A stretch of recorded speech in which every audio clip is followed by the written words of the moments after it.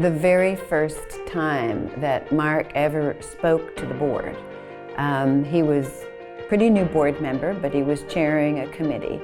And when he presented his report, I thought, he's just going to be a great chairman. Mark had a great Y experience growing up as a kid. He was a camper and was involved in youth sports and was a youth governor with the model legislature of 1974. But he was also a ragger. And of course, the RAG program in camping is to help our kids become stronger leaders and to become better people in life. When Mark became chair of the board, he asked me to tie his white rag, which is really the supreme challenge of giving yourself to young people and to being a spiritual leader. His leadership truly is community first.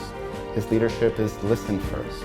His leadership really is led by his heart, led by the passion to really be a servant and volunteer. I believe that Mark has challenged all of us, including himself, to look beyond what our perspectives are, what our beliefs are, to really focus outside and think in a different way. And that has challenged all of us, including himself, to, where should the Y go? And it was really at Mark's behest that we reviewed our mission statement and reviewed some of those foundational documents that sort of describe who we are to make sure that we're staying relevant and current with who our constituents are that show up and use our facilities every day and rely on the Y for their future. Mark really looked at us as an organization that is truly for community, really looking at how the Y is addressing Los Angeles' most pressing needs when it comes to youth development.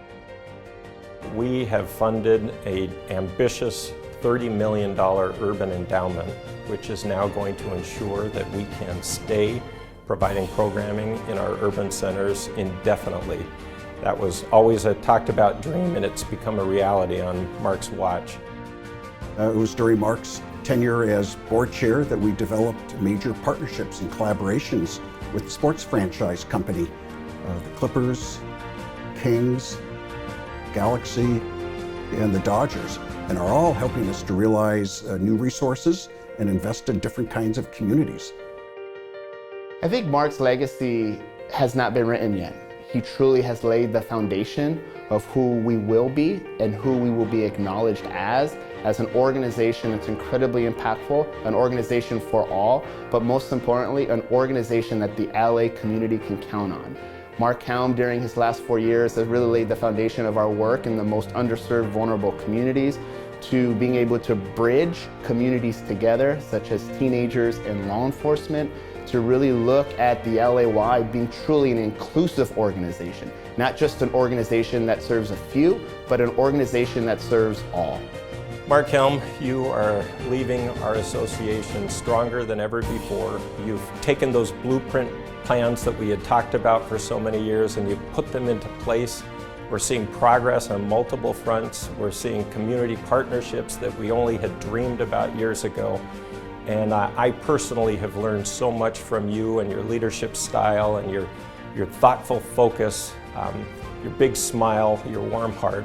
And I just want to say thank you on behalf of the entire board of directors for your leadership, your love of the Y, and your continued stewardship of our fine association. Thank you, Mark.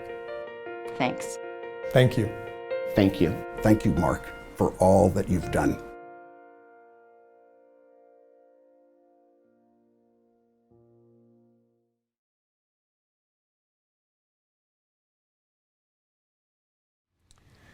Well, I want to thank everyone for that wonderful video and the very generous sentiments that were expressed in it. It's really been a pleasure to serve as the board chair these last 4 years, and it has gone by very quickly. I wanted to thank some of the people who've contributed so much during these last 4 years. First, I want to thank my fellow board members. This is really a working board. We not only have talented luminaries sitting on the board, but they are luminaries who are actually working day to day, running committees, getting work done, and it really is just a pleasure to see them in operation and to stand back and watch what they can do. And so it's really been a pleasure, and I thank them for their involvement and their contributions. I wanted to thank Christina Rose for helping to let me take this position in the first place, for the great example of service and leadership that she provided when she was board chair, and for the help she gave me in starting out when I became board chair. I want to thank Andrew Crowell for agreeing to step up and serve as the new board chair.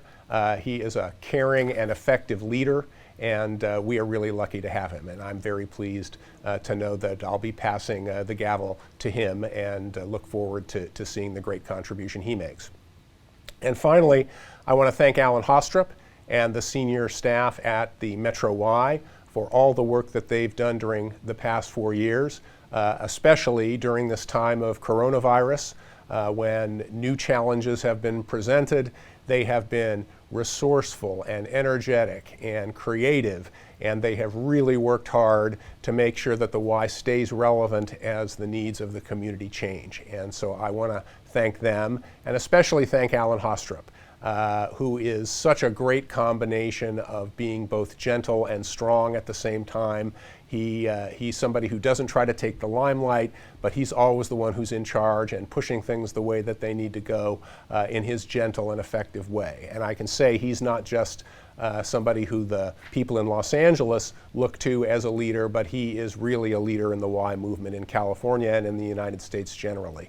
People look to him, they respect him, and we have been so lucky to have him, and I am especially thankful to have had him as my partner.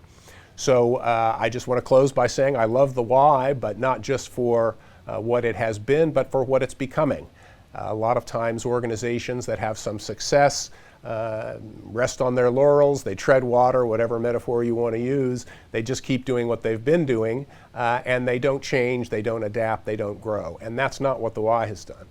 The Y has continued to innovate in important areas, not just in responding to the coronavirus crisis, but more generally. We're innovating a new youth and government program. The old one was very successful. We loved it. I was involved in it. But the time has come to innovate, and that's what the Y does well. We're doing it in the youth sports area. Again, historically the Y has been very active in youth sports, but we're looking for new ways to make us relevant in the coming years, make us more accessible to people who need us, and that is really what makes the Y great. So I thank you for the kind sentiments expressed, and I look forward to many more years of continued service to the Y.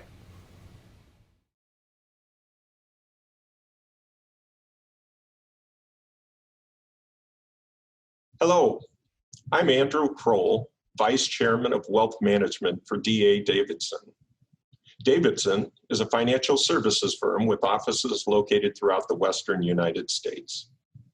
On a personal level, I've been happily married for the past 28 years to my wife, Carrie, and we have 2 children, Thomas, who is 25 and works in retail, and Christine, who is 21 and a junior at USC. My own YMCA experience dates back to elementary school.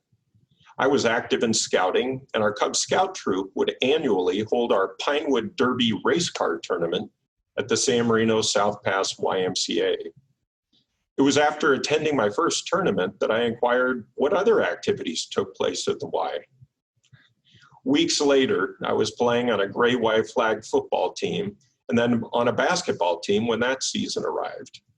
I loved playing sports, and I loved meeting kids from other schools in the area. I have a lot of fond memories of that time at the Y, and it taught me some important lessons. First, it was there that I heard there is no I in team. We were taught by the instructors that everybody plays and everybody encourages the other players. Secondly, I learned the importance of sportsmanship. Whether we won or we lost, we always congratulated the other players and shook hands. And finally, I learned about inclusion. You see, at the Y, everyone plays. Whether a strong player or a weak player, everybody got time on the field or on the court. If somebody was inexperienced, it was up to the other team members to encourage and to lift up that player. It was a really profound lesson, and I'm grateful that I learned it at a very young age. I am deeply humbled, honored, and proud to have been asked to serve as board chair for the LAY. 138 years ago, we were a dozen volunteers who got together to be a source of strength for young men seeking positive change in their lives. Today, in 2020, the LAY is Los Angeles' largest and oldest youth and family services nonprofit. What an incredible run. Think about it. The LAY has seen Angelenos through wars, earthquakes, riots, economic crises, and most recently, the COVID-19 pandemic. It's thanks to dedicated and committed staff, directors, and volunteers over the decades that the LAY has been resilient and relevant. Each challenge the LAY has faced over its 138 years has caused it to emerge stronger, bigger, and able to serve more children, more teens, and more adults in more communities. I see no reason why the COVID-19 pandemic won't be the same. This is a launching pad for the next 138 years of the LAY, and I'm excited to be a part of it.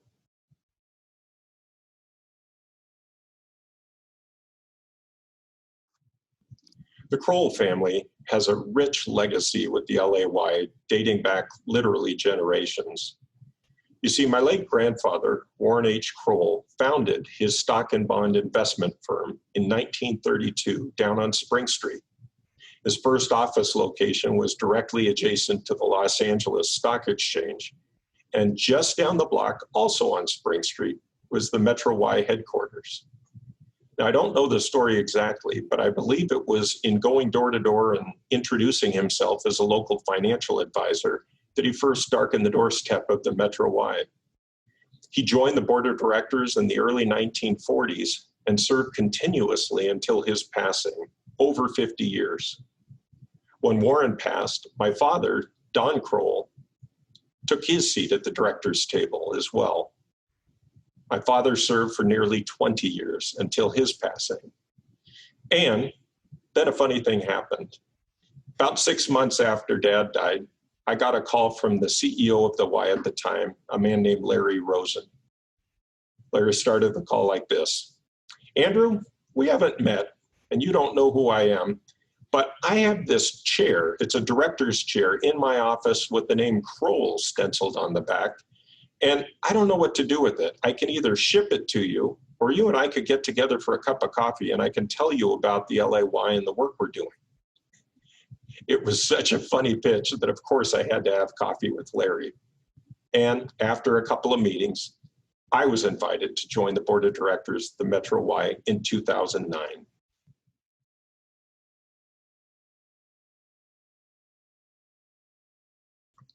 The LAY has always been about building community.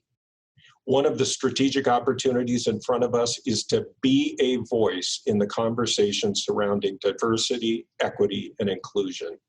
The LAY can be the place where community leaders hear directly from our members and their concerns about these issues.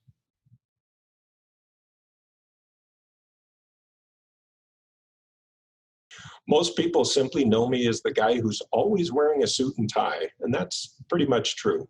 However, something you don't know about me, which you might find of interest, is that I'm a passionate fan of electronic dance music. Yeah, I'm not joking. Several years ago, my son, who's an aspiring music producer, introduced me to EDM. Since then, he and I have attended about 15 different music festivals together, the largest of which is called Electric Daisy Carnival and takes place inside the Las Vegas Motor Speedway for 3 days.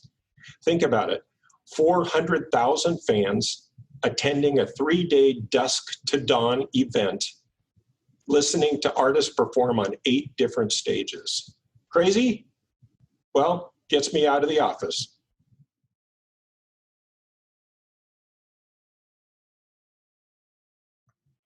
I honestly could not be more excited than to be serving the LAY during such a strategic point in its history. COVID-19 forced us in very short order to reimagine what the LAY could be. When our facilities were shut, we repurposed them so that we could continue to deliver vital services to Angelenos. COVID-19 showed our city what we always knew. And that is that the LAY is essential for building communities. I could not be more proud of our dedicated staff, directors, and volunteers and how they helped us navigate these past months. And I look forward to serving alongside each of you in the months ahead as we chart the next 138 years for the LAY.